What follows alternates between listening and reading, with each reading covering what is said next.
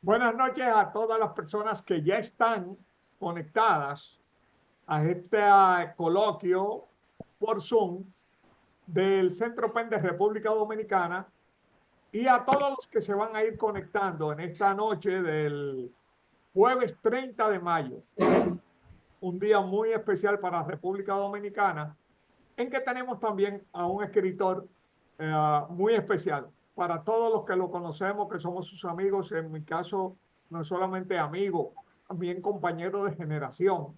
Sí. Y es una persona querida y admirada en nuestro país, autor de una obra clave en narrativa y también en ensayística, que es nuestro querido amigo y compadre mío, Manuel Núñez Asensio. Bienvenido, Manuel. Muchas gracias. Estamos aquí combinados con la tecnología de una forma extraordinariamente singular. Pero aquí estamos, ¿no? Muy bien, Eh, Manuel. Vamos a comenzar. Háblanos un poco de tus orígenes como escritor. ¿Cómo empezaste? ¿Cómo te acercaste a la literatura? ¿Cómo empezaste a escribir? ¿Cómo fue tu primera relación con los libros? bueno, mi relación fue muy temprana.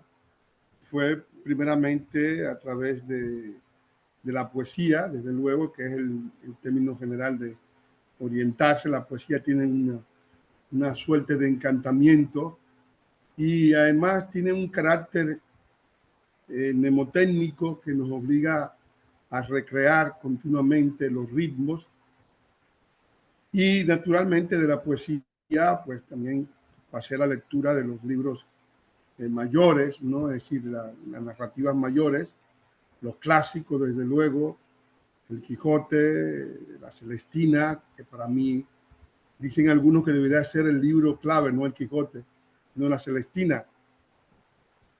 Y claro, luego pues también está la cuentística, que aquí he tenido mucho éxito. En nuestro país, el contacto más perenne con la literatura que puede tener un dominicano, de lo que hacen los dominicanos, que es lo más próximo, es con la poesía. Porque la poesía ha tenido un desarrollo único en la República Dominicana. Otros países nos superan en narrativa. Cuba, por ejemplo, tiene una narrativa muy superior a la nuestra. Un poco ocurre también, aunque en menor grado, con Puerto Rico. Sin embargo, en poesía tenemos unos 10 o 12 poetas, ¿no? Manuel del Cabral, Franklin Miesesburgo, Héctor Inchausti, Gatón Arce, Luis Alfredo Torres, Sánchez Lamú, la parte curada, desde luego, porque hay un Sánchez Lamú que es prescindible. Son unos 10 poetas, ¿no? Que realmente no los tiene ningún país de Centroamérica, bueno, salvo Nicaragua, es una tierra de poetas, pero ningún país de Centroamérica nos iguala. Y yo diría incluso de Sudamérica, porque todos estos escritores, Manuel del Cabral, Franklin Mieses, eh, Héctor Inchausti, todos son de una misma etapa histórica, o sea, son de un mismo momento histórico. Y eso es un fenómeno que no se tiene en ningún lugar de América. Es decir, es una cosa que solamente ocurre en este país. Sin embargo, en narrativa no tuvimos tanta suerte. Hemos tenido una novela de carácter universal, como es El Enriquillo, que es la mejor novela en su género, una de las grandes prosas del continente, eh, muy admirada por los expertos y al mismo tiempo traducida por un enorme poeta de la lengua inglesa que es Robert Gray, al inglés, y también traducida al francés, y merece aún mucho mayor difusión. Pero no ha habido nada que supere, por ejemplo, el gesto de Galván. El propio Galván tampoco se superó a sí mismo.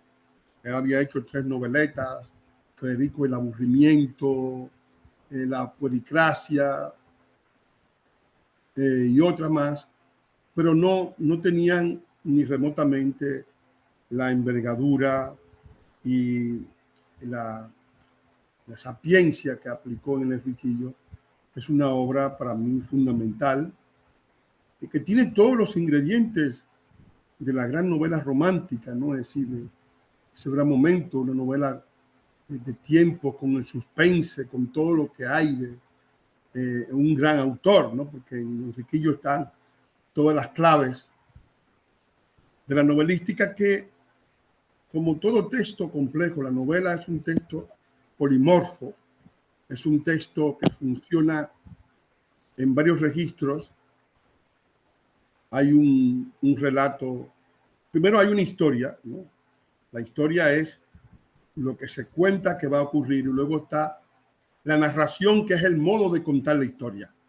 Y entonces en esta novela está la historia son los últimos capítulos de Las Casas, donde se cuenta la vida del cacique de don Enrique.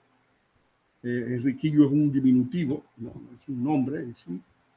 El cacique don Enrique, que se convierte en una especie de símbolo de lo que es el asimilado a la cultura europea y que luego va a ser el primer rebelde de América, encabezando una rebelión que concluye en 1534. Es decir, que dura casi 19 años y es al mismo tiempo una de las gestas que no ha sido superada como un gesto novelesco, porque ni Tabaré ni ninguna de las obras indigenistas,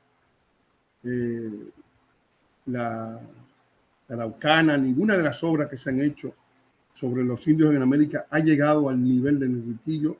Así lo reconoció José Martí cuando leyó la obra y dijo: no será cosa únicamente de República Dominicana, sino cosa de nuestra América. Entonces, con ese precedente, nosotros seguimos cabalgando en todo lo que es la narrativa, pero digamos que hemos tenido a un cuentista notable, que es Juan Bosch, que tiene varias cualidades importantes. Primero, es uno de los autores mayores del cuento criollista y al mismo tiempo, sin que se lo haya propuesto, en sus últimos cuentos, en términos temporales, el propio Claude Cuffon lo reconoció en la UNESCO en una conferencia que dio.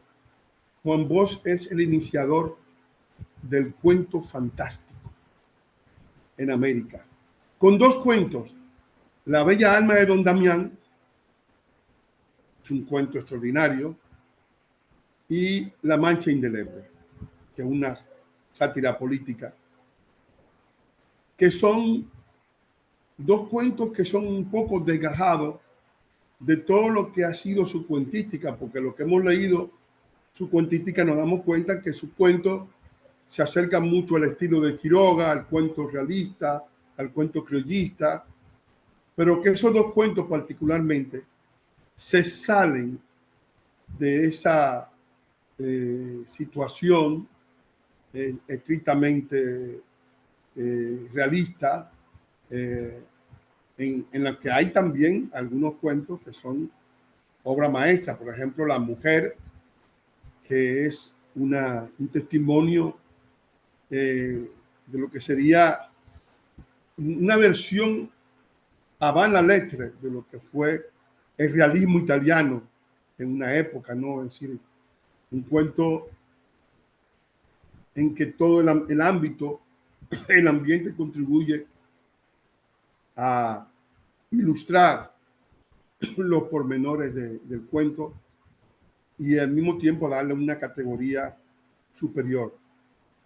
Entonces, lo primero es que en la medida en que yo fui a estudiar literatura y a enfrentarme a lo que era el texto literario, porque quise estudiar letras en el país, pero me daba cuenta de que la universidad había sido tomada por los partidos universitarios que tenían una visión estrictamente politiquera de la enseñanza,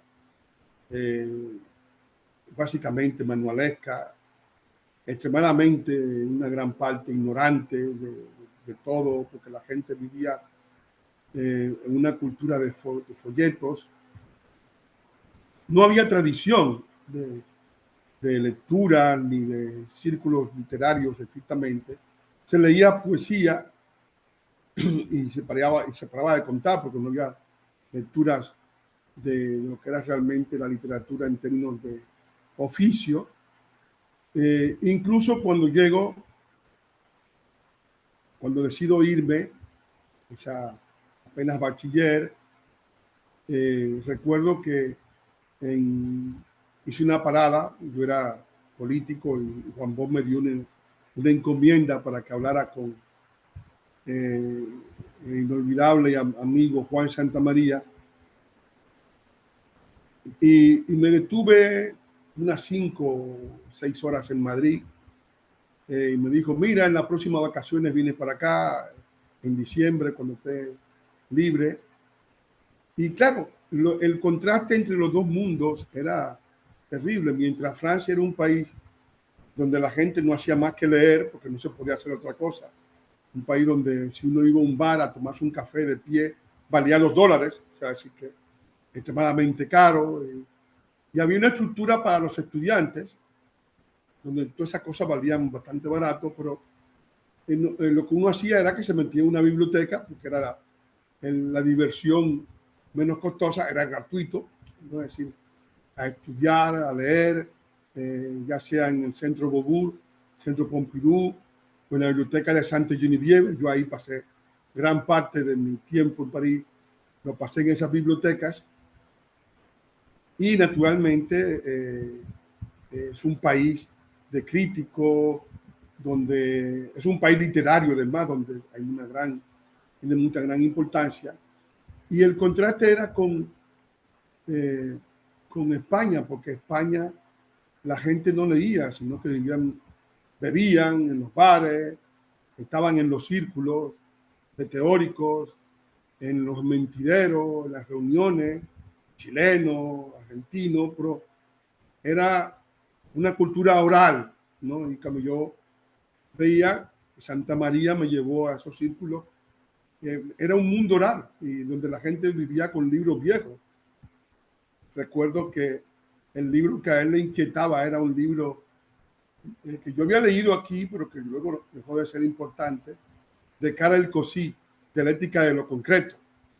Y estaba todavía con ese libro durante años y años, ¿no? Es decir, me lo recuerdo perfectamente. sí, perfectamente. Y luego tenía naturalmente los manuales, Nikitin, Afanasieff, George Pulitzer, Nikolai Otrosky, Giulio Fusi, toda esa literatura, la de Massimo Gorki, La Madre, toda esa literatura política que en cierto modo era el rito de iniciación en la UAS, un libro horrible de Malta Hanecker, una cosa infumable, ahora lo veo infumable. Los principios fundamentales de su Sí, materialismo histórico. y todo eso sirvió de elemento de atraso para toda la generación, porque la gente quedó atrapada en ese mundo en el cual pues la política tenía una enorme importancia, sobre todo el ponerse al servicio, el entregar la cabeza, como decía Juan Bosch, era la tónica real, pero en Francia era un poco diferente. Es un país de críticos, un país de una densidad intelectual mucho mayor que la de España. En España había tendencia al dogmatismo. Al mismo tiempo, España estaba saliendo de la dictadura de Franco todavía, y tenía una tendencia casi mórbida hacia la pornografía, hacia el sexo desenfrenado, el destape, todo lo que no habían hecho en todo ese tiempo. Decidieron hacerlo en ese momento y eso pues evidentemente sirvió de revulsivo y al mismo tiempo era el símbolo de esa generación que estaba pues bastante centrada en los logros que podían hacerse, en los hallazgos que podían darse tras la caída de la dictadura. Había sido la gran, el gran momento, ¿verdad? Fundamental de esa etapa en España. No había allí escritores que me llamaran la atención. En Francia había, como siempre, en Francia hay etapas, modas de escritores, ¿verdad? En aquel momento había un predominio de lo que era el Nouveau Roman, que había sido pues una de las escuelas de mayor peso y se dio una especie de seguimiento basado justamente Eso está en vivo, yo lo tengo sin... en esa escuela. Y yo viví también esa etapa. A mí no me gustó nunca mucho el Nouveau Roman. Yo creo que la literatura, en eso estoy concuerdo con Barthes, debe generar un placer intelectual, el placer de leer. No debe ser un cepo de esclavo, sino algo que nos incite al placer, que nos incite al descubrimiento, al conocimiento, Leite. y en cierto modo al encantamiento, porque ya todo eso estaba en la poesía, que es la madre de todas las artes, para mí, ¿no? Entonces, evidentemente que esa literatura extremadamente descriptiva generaba una cierta fascinación por la perfección de las descripciones y al mismo tiempo porque al estudiarlo a fondo me dio conciencia de la construcción literaria, es decir, en el caso específico del texto narrativo, ¿verdad? Se compone de varios elementos. El elemento esencial para mí, el más importante de todos los elementos, es la invención del narrador. O sea, el narrador es que va a organizar todo el texto.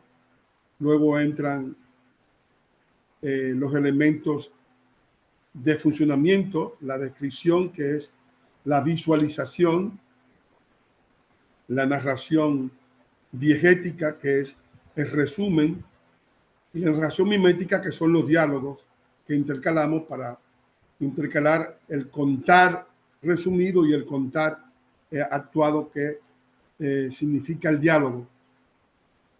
Luego, naturalmente, están los demás elementos que son los monólogos, los elementos adicionales que deben estar relacionados siempre con el leitmotiv de la narración, que es el conflicto. Si no hay conflicto, si no hay una lucha entre elementos que entran, el héroe, el enemigo del héroe, el acontecimiento, el beneficiario, la víctima, es decir, todos los elementos que van a ir configurando la estructuración de la narración, el esqueleto de la narración, en el cual la historia se va metiendo y va tomando encarnadura en retos internos, en desafíos internos, en problemas y soluciones que vamos viendo en cada uno de los capítulos.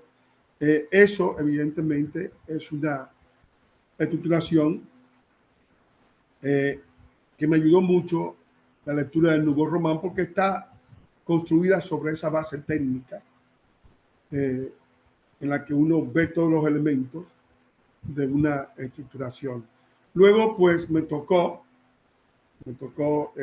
ya cuando ya era estudiante directamente de literatura, porque yo estudié literatura, y en cada uno de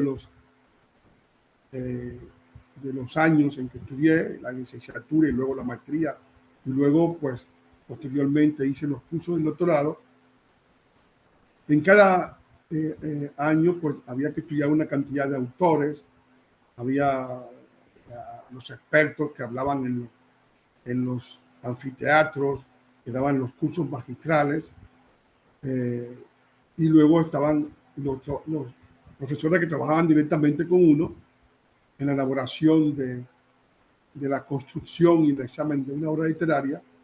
Pues me tocó pues estudiar a Stendhal, a Victor Hugo, a Camus, a Balzac, a Baudelaire, que es un gran poeta, a mi preferido, que es Guillaume Apollinaire.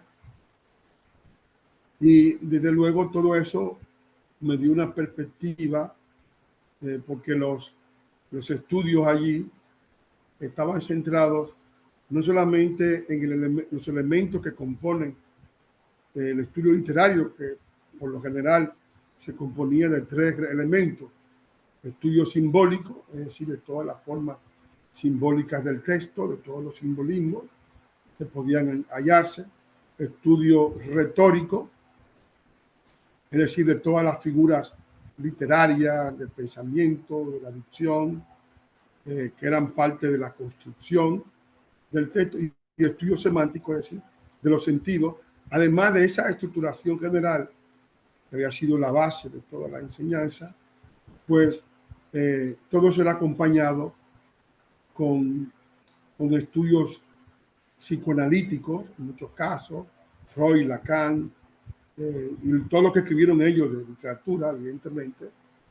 En el caso de Freud, escribió un libro muy reconocido en aquel momento por Julia Kristeva, que fue una de mis profesoras, llamada la Gradiva de Jensen, una novela sobre un arqueólogo que encuentra una obra que luego aquí alguien hizo un remake. Marcio hizo un remake en Flor Bella de lo que fue la Gradiva de Jensen, una de las críticas literarias más importantes de Freud. Freud igualmente hizo críticas muy importantes sobre el poeta y los sueños diurnos, sobre Goethe, sobre varios autores austríacos menores, y sobre Dostoyevsky, desde luego, donde hay ensayos memorables. Y luego pues estaba Lacan, que había hecho también trabajos importantes sobre Góngora, y sobre otros autores, y otros autores ya menores, como Sebeok, que ya usaban directamente la psicología y el psicoanálisis para aplicarlo al análisis de la literatura. Igualmente, pues había análisis ideológico de la literatura, sobre todo muchos de los tratadistas habían sido alumnos de Louis Althusser, que había hecho un libro en aquel momento muy conocido, que era Los aparatos ideológicos del Estado. Althusser era una eminencia en aquel momento, era un hombre que quería convertir el marxismo en ciencia. El marxismo es una religión y una ideología, pero él lo quiso convertir en ciencia, y tenía una enorme capacidad teorética y fantástica para ello.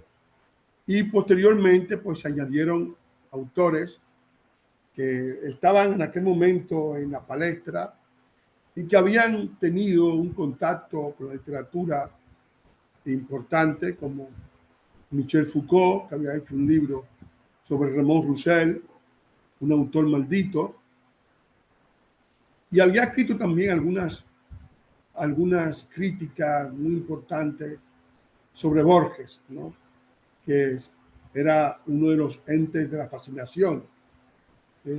Borges, que ha hecho unos cuentos perfectos, unas construcciones intelectuales extraordinarias a través del cuento, creó en aquel momento en Foucault una enorme fascinación, sobre todo uno de sus cuentos, el idioma de John Wilkins, El jardín de los senderos que se bifurcan, el hombre y la brújula, un cuento extraordinario de Borges, ¿no?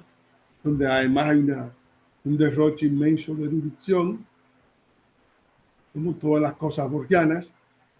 Y pues, igualmente otro de los casos fue el de Gilles Deleuze, que había escrito sobre el Antiedipo y al mismo tiempo escribió un libro de mucho valor en su momento sobre la narrativa de Marcel Proust, que para mí fue también uno de los grandes descubrimientos. La literatura tiene esa enorme posibilidad de generar en nosotros un tipo de hallazgo intelectual, de reto intelectual permanente. Yo, por ejemplo, en el caso específico, en las cosas que he hecho de ficciones, he tratado de reconstruir ese ritmo. Lo he hecho en varios de mis cuentos. Y en un caso muy particular, en el cuento que le da título a mi último libro, que es La entrada del barón Samedi en Santo Domingo, en ese cuento yo quise alterar un poco, o sea, lo que era la narrativa del cuento, porque el cuento siempre apunta hacia un pasado. Sin embargo, yo lo hice como una proyección al futuro, un poco para tratar, ya una vez ensayado el género de manera amplia, pues tratar de hacer una especie de sátira o de, no sátira, sino de puesta en abismo futurista. Por eso el cuento parte de una noticia que ocurrió, pero que luego vuelve a ocurrir. Un grupo de haitianos toman el Parque Mirador, rápidamente comienzan a llegar en riadas al parque por el norte, por el sur, por el este, por la Luperón, por la Núñez de Cáceres, y al poco tiempo el parque está completamente copado. Dos personajes, Matías Gago y Animalice, dirigen la operación. Toda la prensa internacional se ha centrado en la entrada del parque, en el Monumento a la Poesía, en el Paseo Joaquín Balaguer. Y bueno, el parque queda prácticamente ocupado. Han enviado un personaje para resolver el problema, un policía, porque ya el 911, todas las ambulancias, los bomberos han ido a tratar de solucionar el problema del Parque Mirador, que está ocupado, completamente ocupado por una cruzada de niños, y detrás de los niños vinieron las madres, y detrás de las madres los padres, y detrás de ellos la UNICEF, y detrás la ONU, y los cascos azules, y todo eso conforma un conflicto en el cual el gobierno ha designado a un tipo que tiene fama de troglodita, llamado Donato Trompetero, que le llaman también cómicamente Donald Trump. Y entonces, pero cuando llega el trompetero ya no puede resolver nada, porque se le acusa de fascista, de racista, trujillista, todos los insultos que se inventan para ese tipo de ocasión, y de repente, pues la ocupación del parque comienza a cambiar la vida total del país. Todas las propiedades de la Nacaona, las que valían $1 millón, comienzan a rematarse por $100,000. Todo baja de precio, el parque comienza a convertirse en un ideal. Se crean 3 grupos, porque los dominicanos nunca están unidos en este tipo de cosas. El grupo de los prohaitianos, encabezado por el embajador Mierdecilla, un embajador conocido, ¿no? Y un periodista también conocido, que están buscando una salida del parque pacífica, en la que los haitianos salgan beneficiados. El grupo de los piadosos, que piensan que con oraciones, te deum, la iglesia, los curas, las romerías por el parque, van a lograr la evacuación del parque. Y el grupo de los patriotas, que piensan que la única forma es con Kalashnikov y un Rottweiler y el himno nacional y la bandera y sacarlo a tiros, si es posible. Entonces, esos 3 grupos están en contradicción entre sí, y luego está naturalmente el gobierno, ¿verdad? Las Fuerzas Armadas, en las que van, cada uno de los jefes va exponiendo de todas las dificultades que se van dando en el parque, entre ellas los vecinos de la Nacaona, los vecinos de los restauradores, comienzan a quejarse porque ha desaparecido el canto de los pájaros. Ya no hay pájaros en la zona, donde había un santuario que se sentía a la altura del Hotel Embajador. Ya no quedan pájaros, las especies endémicas han desaparecido del parque, y todo eso recrea toda una situación de conflicto que se va complicando. Llega gente de Santiago a combatir a los que están allí, y luego también el embajador Rubén Mierdecillas, que es el jefe de la operación de los que son amigos de Haití, pues contacta con el gobierno para entregarle a los haitianos unos apartamentos que habían sido concebidos para las Fuerzas Armadas, para que ellos desocupen el parque.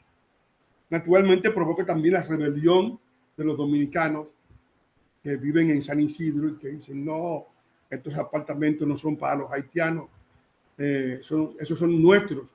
Y hay ya una contradicción. La iglesia se pone de parte de los débiles, en este caso de los haitianos, y luego pues entra igualmente la parte religiosa, la gente que cree que invitando a los grandes evangelistas ecuménicos van a liberar al parque de los haitianos. Y todo eso crea una especie de complicación bastante fuerte, de conflicto, porque en algún momento hay 2 folcloristas que van a solidarizarse con el vudú en el parque. Entonces también se produce una lucha cultural, porque durante el tiempo en que están allí, pues llega Dagoberto Ponte Alegre, que es un folclorista, a cantar el Ogún Balenyo, y un grupo de policías dominicanos cantan un perico ripiado de Compadre Pedro Juan, y las 2 culturas se enfrentan también en el parque. Se crea una situación tensa.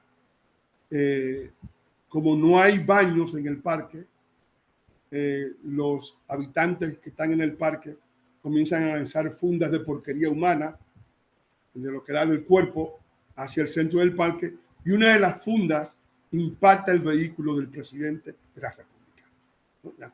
pero no pasa nada porque el presidente es pacifista y no quiere problemas, al igual que los guardias que aguantan sus fundas de porquería en la cara y tienen que aguantarse porque están vigilados por las ONG, por la ONU y por todos los grupos chantajistas, ¿no?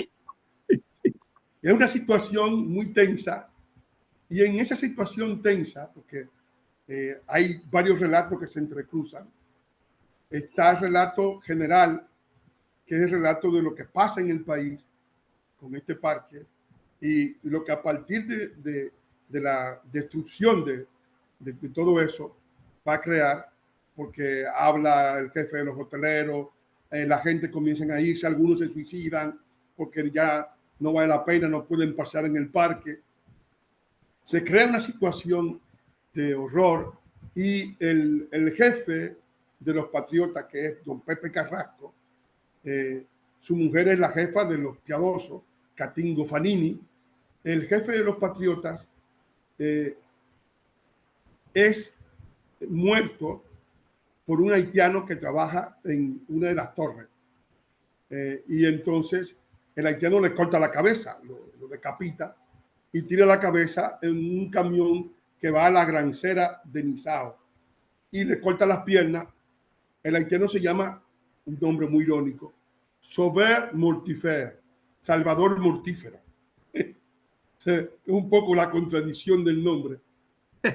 Y entonces lo están buscando a Salvador Mortífero y naturalmente se produce el choque, ¿verdad? Porque durante el velorio el amigo de Catingo, la viuda, Catingo Fanini, está hablando con el dueño de los periódicos del país, un hombre poderosísimo, llamado don Pepe Corrales, ¿no? Que es que dicen, no, usted no puede atacar se lo van a someter.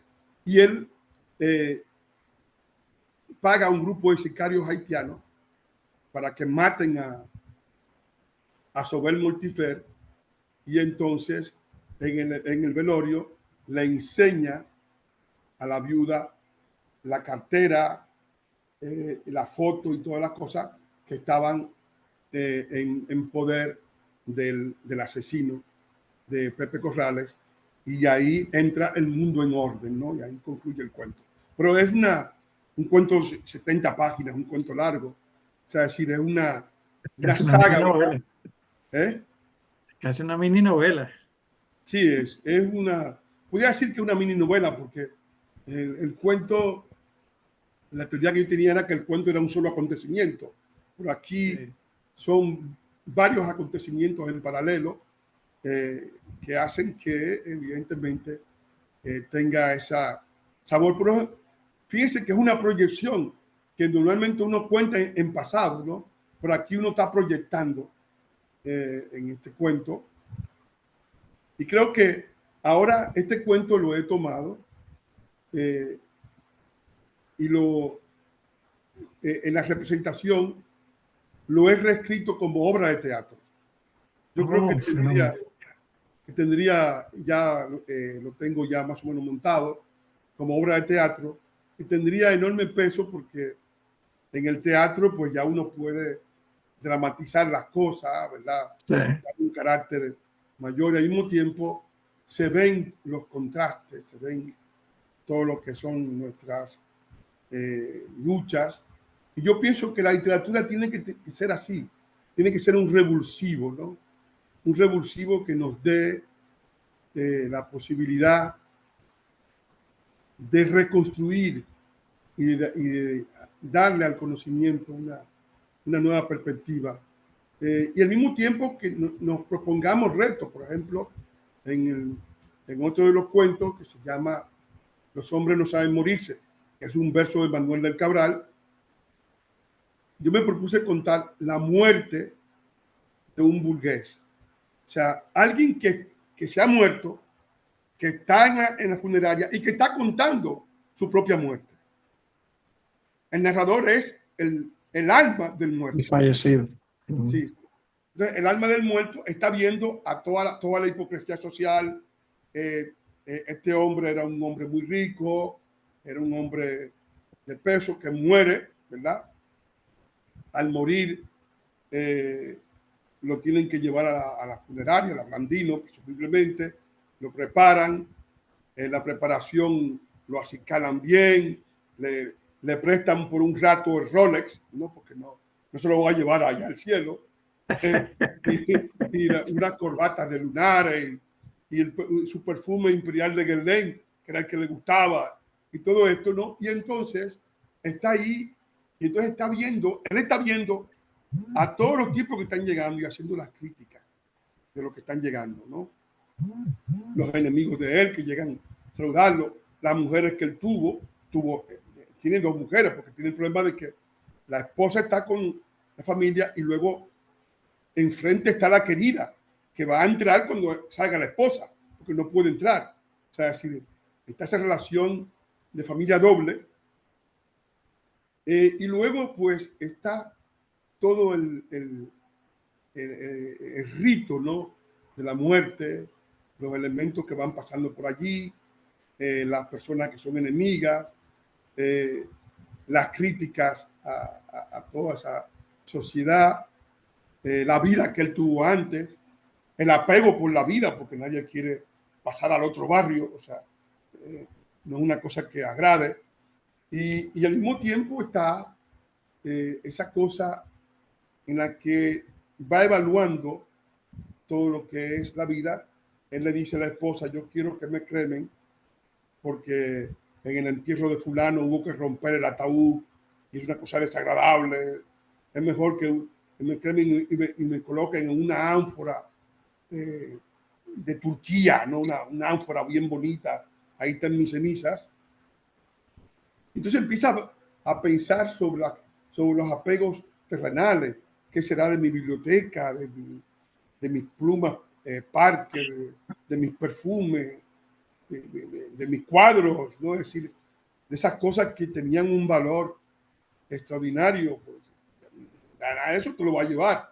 O sea, y todo eso, pues al final, después, en un tiempo, la muerte es como un sueño, porque él va viendo el infierno, va al infierno de Dante, ¿no?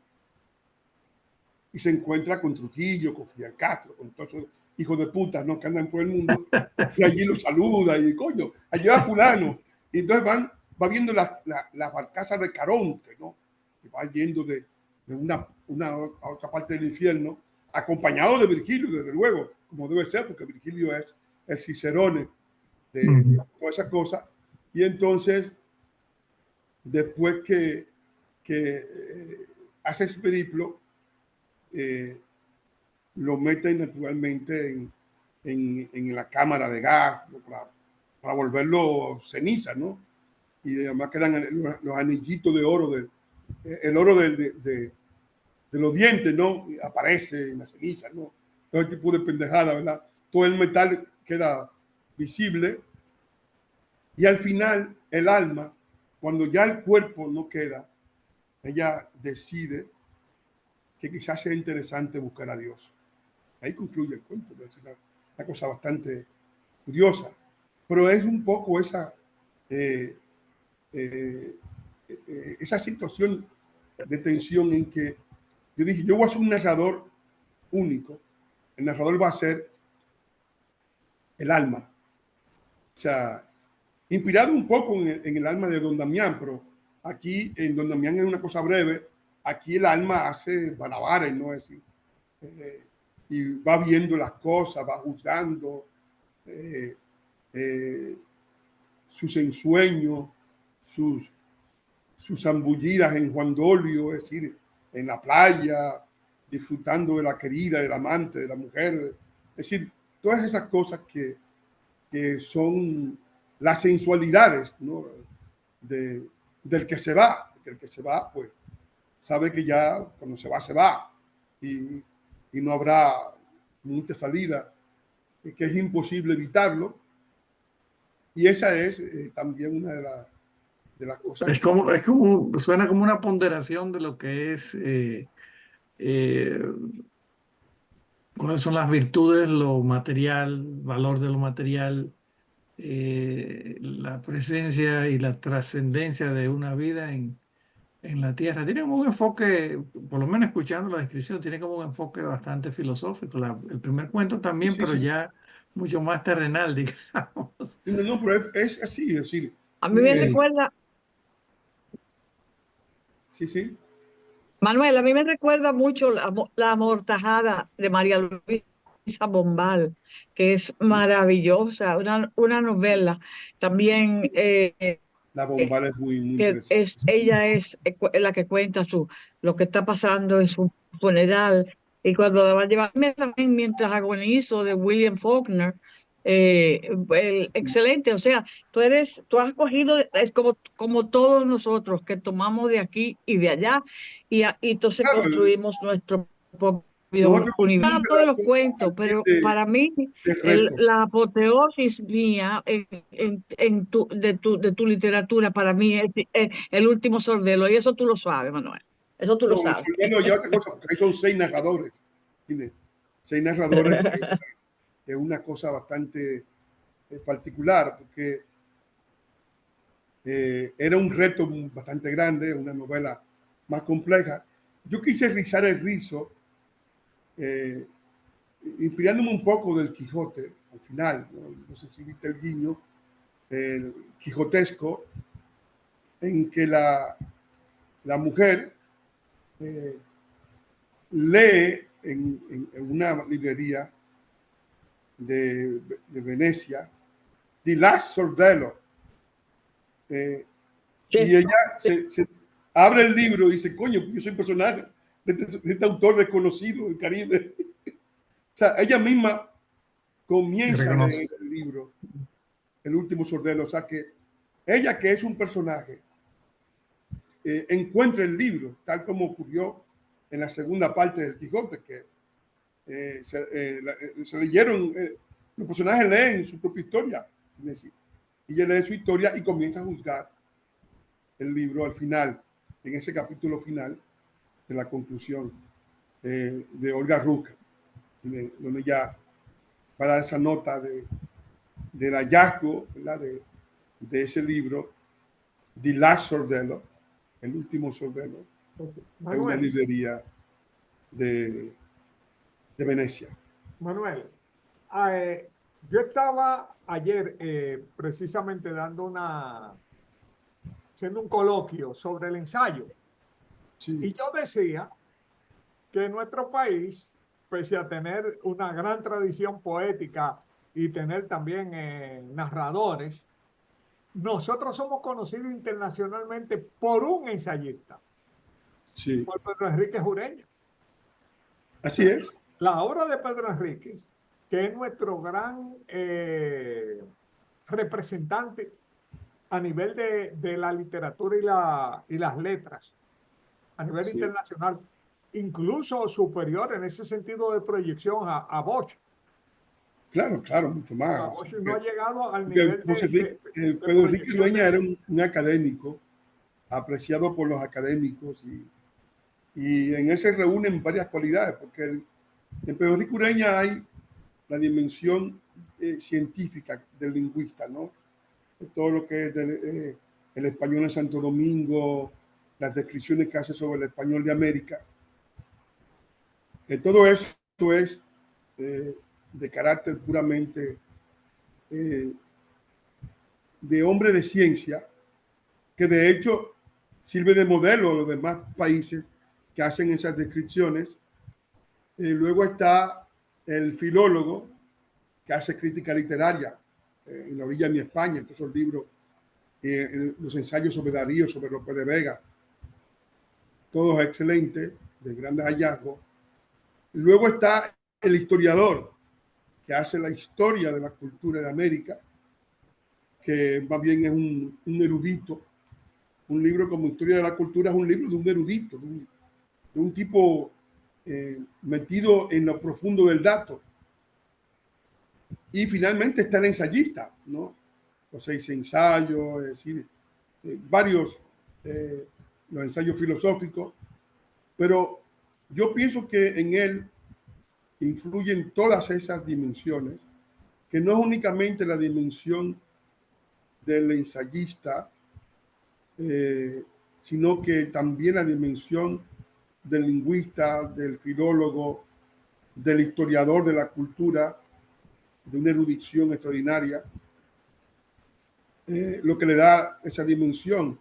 Él quiso crear una especie de visión de la magna patria y utilizó en la descripción de la lengua española en Santo Domingo en las letras coloniales, para convertirlo en la etapa pionera de esa visión de la magna patria, y luego pues hizo los estudios del español de América, inició los estudios del Centro de Filología de Buenos Aires, donde hay todas las bases para, a partir de lo que él hizo, que es clasificar el español en 5 grandes zonas: la zona del Caribe, la zona de América Central y México, la zona de Andina, la zona de Chile, que es única, y la zona del Río de la Plata.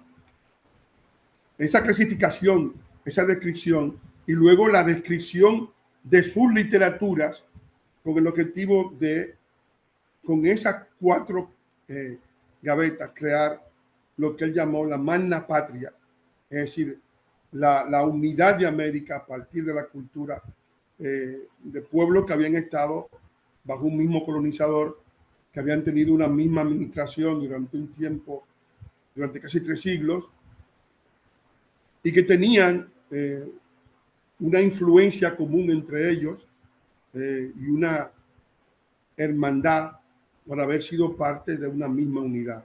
Esa era la visión de Pedro. Por eso intentó darle un carácter político en Patria de la Justicia y darle un carácter cultural en los 6 ensayos de nuestra expresión, donde él aboga por la independencia intelectual de América con relación a España. Y de hecho ya hoy es un hecho. El español no es una lengua de España, el español es una lengua de América. El país con más hispanohablantes es México. España va siendo menor, incluso en algunas zonas de España hasta prohíben enseñar el español, como ocurre en Cataluña, en Valencia.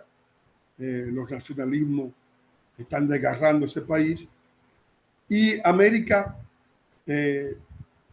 está haciendo actualmente lo que Pedro mismo había visualizado en esa visión de lo que sería la proyección de la cultura de América y la valorización de toda de esa cultura, porque Pedro entró en todo. Pedro entró en la gastronomía, en el mestizaje, en la arquitectura, en las artes, en la literatura, en todo. Hizo una historia completa, desde el Periquillo Sarmiento hasta la última novela, y trató de darle a esa dimensión. Por eso su obra es una obra de carácter americano,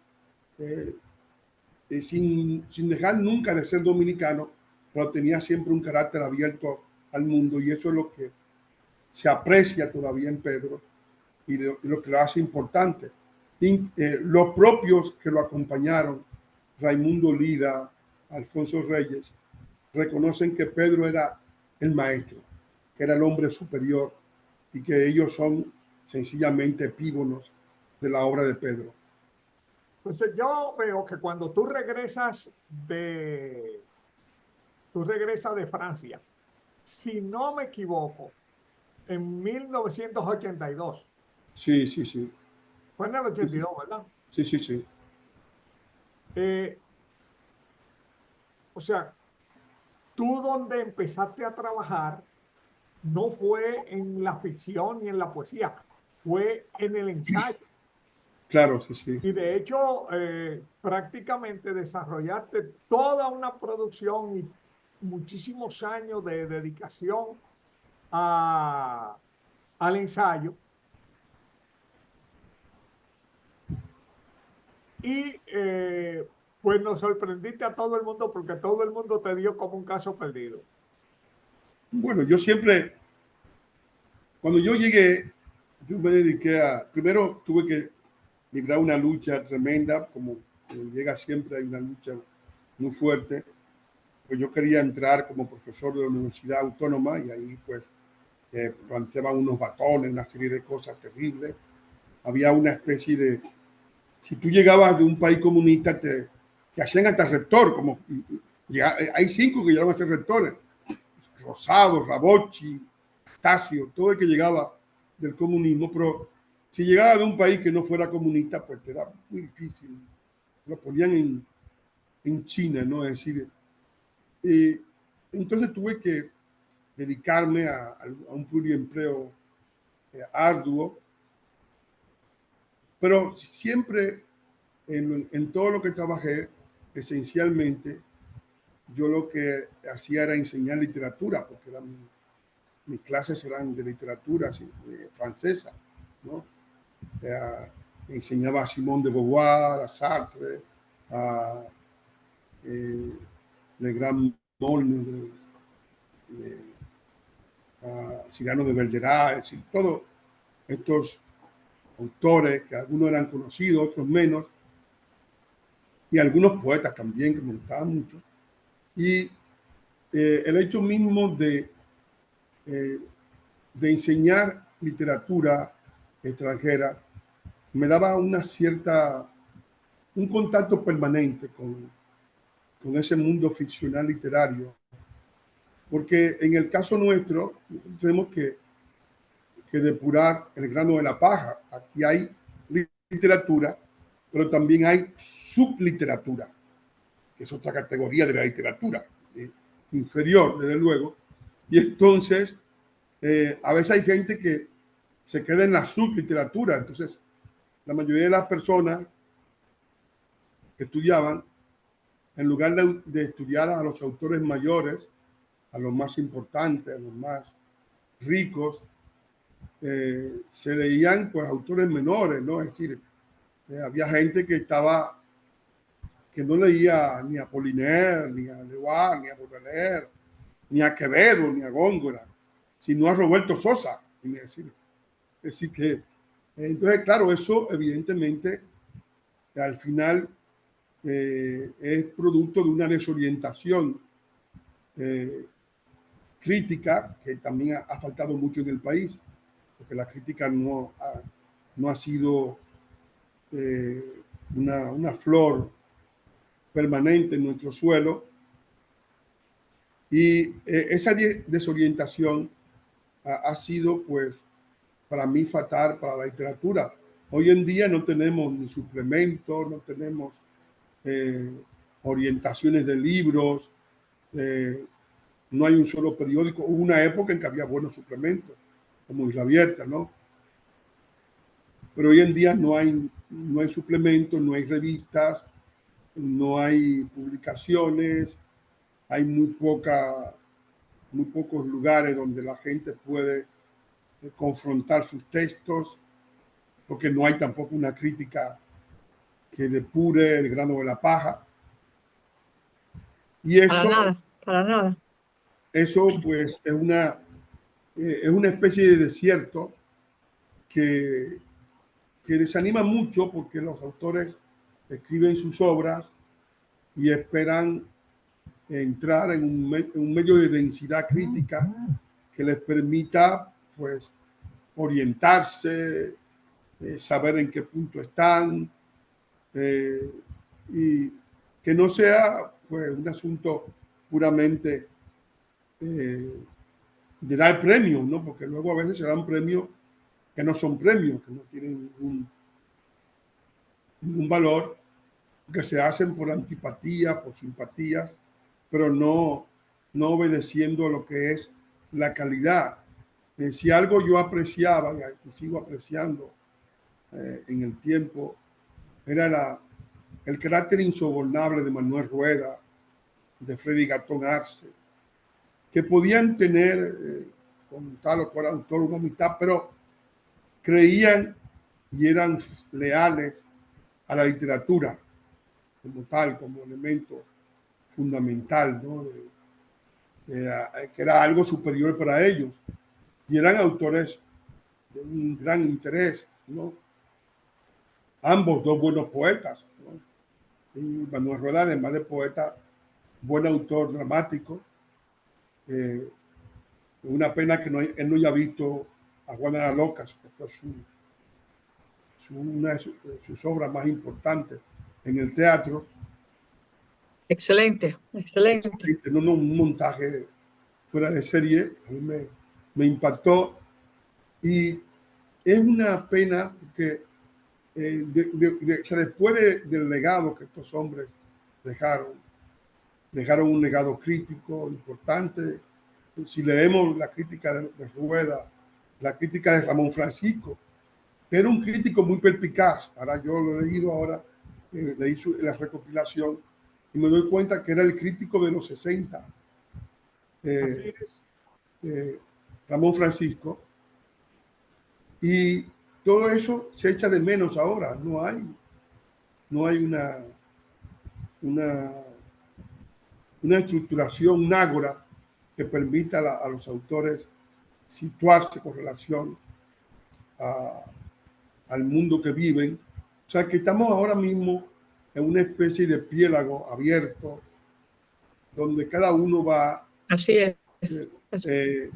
Con su morral al hombro, más o menos orientándose, pero sin que haya una recepción que nos dé la posibilidad de saber que se progresa, de que se avanza, de que se hacen cosas importantes. Y eso es una pena. Yo creo que la literatura dominicana necesita necesariamente esa fuerza crítica. Yo le había propuesto en algún momento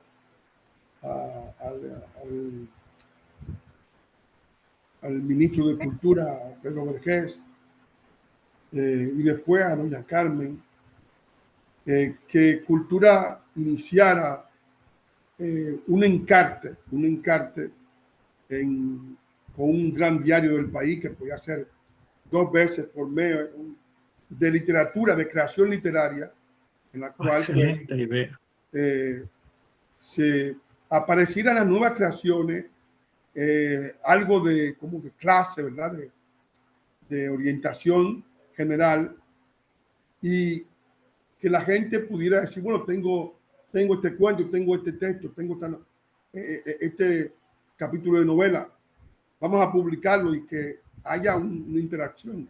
Y eso pues es más útil que hacer una revista en la que escriben 3 gatos, los mismos de siempre, y que después la gente no lee. Es decir, lo útil era un encarte que llegara por el periódico a todas las provincias del país, y que el que está en Montecristi lea el último cuento de Aquiles. Mira, aquí está el cuento de Aquiles, aquí está un poco la hipnosis crítica, es decir, o el poema de fulano, es decir, todo eso me parecía que lanzaría y crearía una especie de ágora que ahora necesitamos para que la literatura vuelva a ocupar su rango.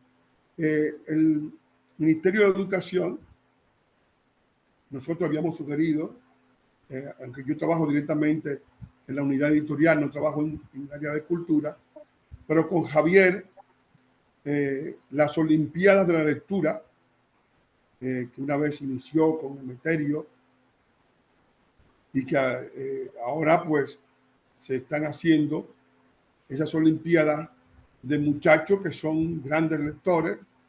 Al campeón se les regalan libros, se les da todo, sí, algo que lo estimule, ¿verdad? Pero sí hemos logrado que algunos muchachos superen la media de los 50 libros, por lo cual evidentemente ya se convierten en lectores machos, ¿no? En lectores de verdad. Lectores serios. Que puedan crear esa base, porque si no hay una base de lectores, no habrá una literatura importante en el país. Además, hay que también crear grupos, ¿verdad?, que puedan servir de asiento. Aquí hay mucho ONG para todo, pero no hay ONG para las cosas que pueden beneficiar el desarrollo espiritual y moral del pueblo dominicano, y hace falta también en este aspecto la financiación privada, pública del Estado, a grupos que se dediquen a esa reconstrucción, formación de las personas, no ya en el ámbito directamente escolar, porque ni la universidad ni la escuela están cumpliendo su cometido, sino tratar que fuera ya de esos ámbitos se cree esa base de formación en talleres de escritura, talleres de formación, que puedan ser la base de una visión diferente de la literatura que cambie un poco el panorama nuestro. Nosotros, esta generación, no ha superado a la generación que constituyeron Manuel Rueda, Pedro Mir, Gastón Arce, Franklin Mieses Burgos, Luis Alfredo Torres, Tomás Hernández Franco, Juan Sánchez Lamú. Manuel del Cabral. Manuel del Cabral, desde luego. El Cabral es de lo principal. Es decir, estamos hablando ya de 11 nombres, ¿no? De 11 nombres que no han sido superados y que nos representan enormemente, porque son autores que tienen un peso, ¿no? Manuel del Cabral es el más conocido, pero los demás tienen calidad suficiente. Pedro Mir la tiene Manuel Rueda, la tiene Franklin Mieses. Virgilio Díaz Grullón. Virgilio Grullón es ya narrador. Me refiero a los poetas. Yo creo que en el caso nuestro, las joyas nuestras están en la poesía más que la narrativa. La narrativa no tiene el brillo que tuvo la poesía en nuestro medio. Luego, pues hay autores ya narradores, está Mutilio, está Marcio, Juan Bosch, desde luego, que es el principal autor de cuentos de la República Dominicana y quizás del Caribe. Yo pienso que podemos, si tenemos la visión de lo que es necesario hacer, podemos hacer renacer, ¿no? Lo que es el esfuerzo nacional, porque en gran medida uno se encuentra en el país con muchísima gente que quieren hacer literatura, pero que no tienen la formación literaria ni la formación cultural suficiente para hacer literatura. Entonces lo que hacen es subliteratura, no llegan a conformar que en literatura las imitaciones no se pagan. Es como las agrias no se pagan. No, es así. Una imitación de un fulano no tiene ningún valor. La literatura, exacto, para poder ser, tiene que ser autor la persona desde el comienzo. No puede ser medio autor, tiene que ser autor, es decir, en su totalidad. Es decir, y naturalmente esa condición de autor se da cuando los individuos toman conciencia de sí mismos, de que no deben parecerse a nadie, deben hablar de su propio yo, correr los riesgos. Si te caes y te rompes la crisma, te caíste, pero te caíste tú. O sea, no se cayó un fantasma, sino tú mismo fue que te caíste. Entonces, todo ese tipo de cosas es importante. Yo creo, Manuel, que aquí hay un uso casi terapéutico de la literatura como expresión, como desahogo, pero no un sentido de producir un impacto y un efecto en el otro. Sí, hay eso también. O sea, hay la literatura escribe como como para desahogarse, y realmente tú no notas que esté escrito para generar un efecto en el otro. Y la literatura Escriben y el para arte busca. convencer a una novia, ¿sí? Convencer a una novia de que ellos son autores y que son importantes, de que van a ser famosos, pero no escriben con la idea de que eso debe quedar, ¿no? Y que para quedar tiene que tener una proyección, o sea, una complejidad. O sea, no hay esa visión de la Pero complejidad. además, ser capaz de generar una respuesta emocional en el lector. Claro, sí, porque el lector, luego están también aquellos que viven experimentando. O sea, si es como el tipo que no sabe pintar y que va a empezar siendo pintor abstracto. Es decir, lo primero es saber pintar una oreja. Y luego usted pinta lo que quiera, pero tiene que saber pintar. Entonces, evidentemente, también hay eso, porque hay una creencia falsa de la literatura que le hizo mucho daño, fue la creencia en las vanguardias. Las vanguardias son un momento, un tiempo,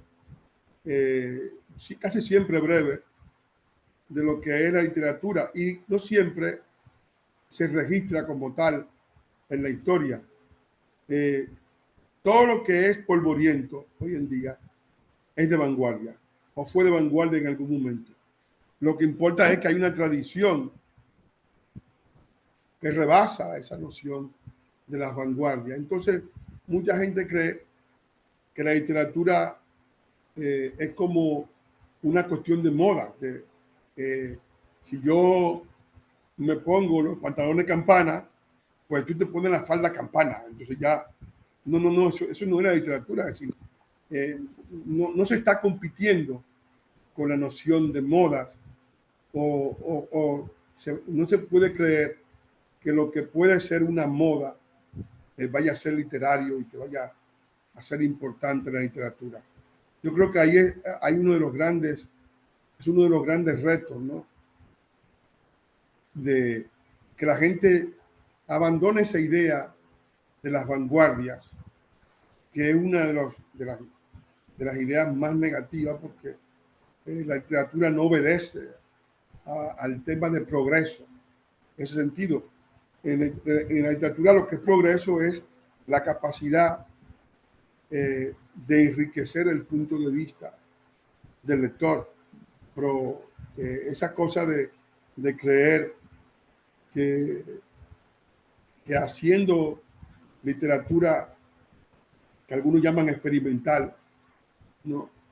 Van a lograr algo superior al que hace otra cosa, pues no. Tampoco haciendo, reproduciendo el pasado, ¿no? Es decir, yo sé de un autor que escribe como en el siglo XVIII y nadie lo puede leer, infumable, ¿no? Porque entonces se convierte en una especie de vejestorio de, de cosas un poco de modé, sino la literatura se escribe desde la propia historia del autor, travestida desde luego como todo, pero es desde un yo, desde un presente, desde un aquí y ahora, con una serie de elementos que van a ser parte de la propia historia, ¿no? Es decir, por eso usamos los materiales que tenemos para a partir de ellos tratar Pero, de señor lograr. Núñez, si me permite un pequeño paréntesis.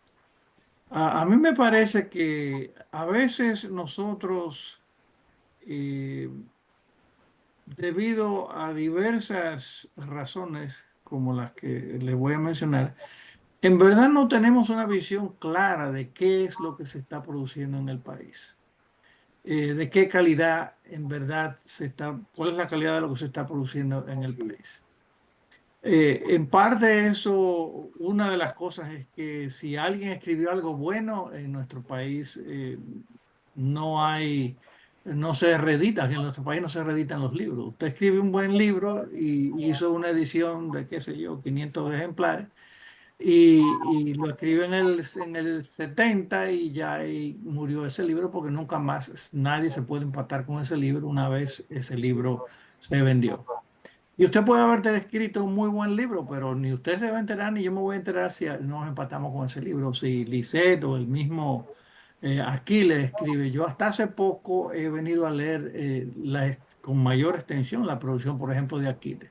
¿Por qué? Bueno, porque no es fácil empatarse con libros que se editaron en el pasado. Es decir, que yo creo que a veces nosotros tenemos un juicio sesgado sobre cuál es la calidad de nuestros autores. Específicamente, yo no diré en la novela, a él le daré la razón porque, y no sé si estoy pecando de los mismos que estoy exponiendo como argumento de que uno no conoce lo que se está produciendo. Quizás el nivel literario en la novela no alcance niveles, pero en la cuentística, eh, yo veo antologías de cuentistas dominicanos y lamentablemente hay algunos buenos cuentistas donde solamente se halla uno, dos y tres cuentos.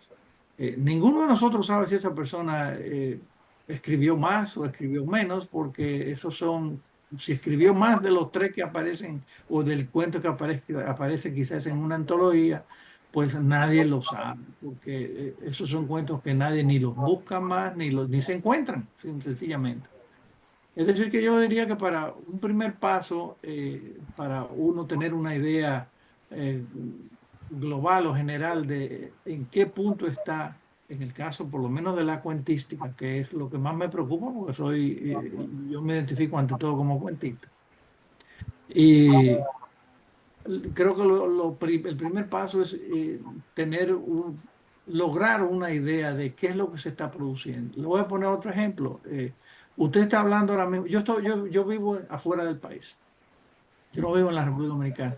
Me interesa muchísimo el libro de cuentos, pero bueno, ¿cómo me empato yo con su libro de cuentos? Tengo que buscar a alguien en República Dominicana que compre el cuento suyo en la librería dominicana y que me lo mande. Eso es toda una empresa. Sí, sí, Entonces, así pasa con muchísimos otros autores que o no encuentran su lector.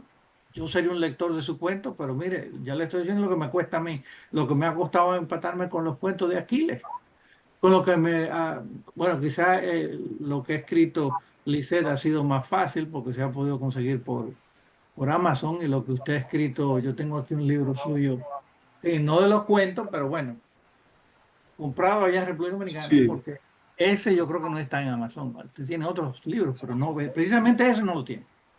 sí, sí. Entonces, es muy difícil a veces cuando yo escucho a los autores dominicanos hablando de la literatura dominicana, tenemos que estar conscientes que nosotros estamos hablando a lo que hemos tenido acceso, y eso es un mundo muy restringido, es lo que hemos leído Pero nosotros. de todos modos, se puede decir que hay un inventario de autores, más o menos, que han estado produciendo.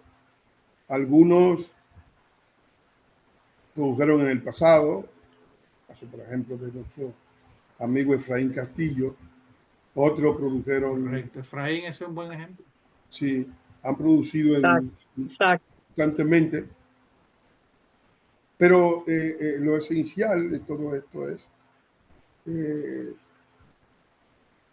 eh, la historia literaria, porque también el sistema escolar, cuando yo era estudiante, el sistema escolar dominicano tenía una historia que ahora, al cabo del tiempo, comienzo a apreciar, que era la de Joaquín Balaguer, que él la ponía al día en cada momento. Cuando yo era estudiante ya estaba tan al día que estaba hasta Tony Raful metido en esa historia, ¿no? La historia de la literatura dominicana. En el sistema escolar dominicano se enseñaba literatura. Cuando llegó doña Liz Llamada Melo de Cardona, sacó la literatura, sacó la filosofía, sacó la psicología,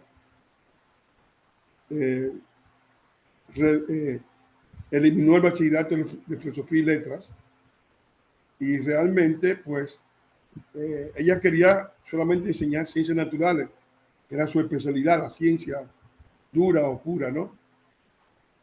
Y matemáticas. Entonces, el sacar la literatura de tercero y de cuarto supuso que la gente ya de por sí no era tan adicto, pero en aquel momento, cuando yo estudiaba, Correcto. se estudiaba literatura, se estudiaba teoría literaria, que era de Ángel Lacalle, me acuerdo del autor incluso, cuarto. Todo eso se eliminó. Y ahora los estudiantes se gradúan de bachiller sin saber quién es Salomé Ureña. O sea, Exactamente. Esa es la pena.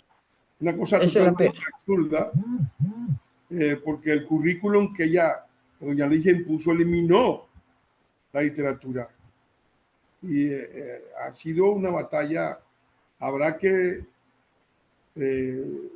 pleitear con los incumbentes cuando el Consejo Nacional de Educación autorice un nuevo currículum, que tome en cuenta que pensar sobre el pensamiento, es decir, hacer filosofía, y que pensar sobre la historia literaria y literatura no es una cosa ociosa, ni hace daño, ni es una cosa que deba perturbar la educación.